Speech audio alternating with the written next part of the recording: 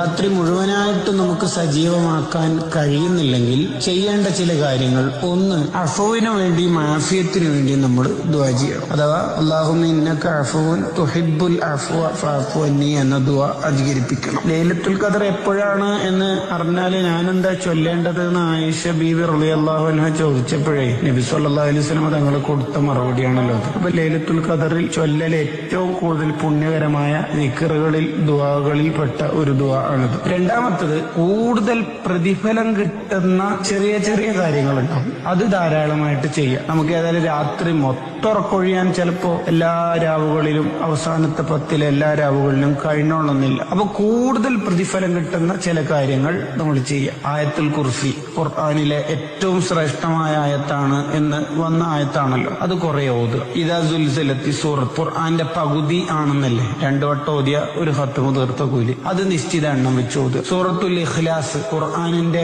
3/1 അതും കുറെ ഓതുക. പിന്നെ സൂറത്തു കാഫിറൂൻ ഖുർആന്റെ 4/1 എന്ന് വിശേഷിപ്പിക്കപ്പെട്ട ആയത്താണല്ലോ, അതും കൂടുതലായിട്ട് ഓതുക. പിന്നെ 10 ഖത്മ് തീർത്ത പ്രതിഫലവും ഖുർആനിന്റെ ഹൃദയം എന്നൊക്കെ വിശേഷിപ്പിച്ച സൂറത്തു യാസീൻ അതൊരു തവണയെങ്കിലും ഓതാതിരിക്കരുത്. അൽ ബഖറ സൂറത്തിലെ അവസാനത്തെ ആയത്തുകളുണ്ട് നമ്മൾ ഹദ്ദാദിലൊക്കെ ചൊല്ലുന്ന, അതും നമ്മൾ ഓതണം. കാരണം തഹജ്ജുദ് നിസ്കാരത്തിന് പകരമായിട്ട് നിൽക്കുന്നതും രാത്രിയിലുള്ള കാവലിനൊക്കെ മതിയാവുന്ന ആയത്തുകളെന്ന് വിശേഷിപ്പിക്കപ്പെട്ട ആയത്തുകളാണല്ലോ. ഹദ്ദാദ് റാത്തീബ് മറക്കില്ല, പതിവായി ഓതുന്ന വാഖയും മുൽക്കും എന്തായാലും ഒഴിവാക്കില്ലല്ലോ. ഇതുപോലെ ഇസ്തിഗ്ഫാർ, തസ്ബീഹ്, ദിക്റുകൾ, ഹബീബായ മുത്തുനബി സല്ലല്ലാഹു അലൈഹി വസല്ലം തങ്ങളുടെ പേരിലുള്ള സ്വലാത്ത്, ഇതും കൂടുതലായിട്ട് നമുക്ക് കഴിയുന്നത് പോലെ പരമാവധി ചൊല്ലണം.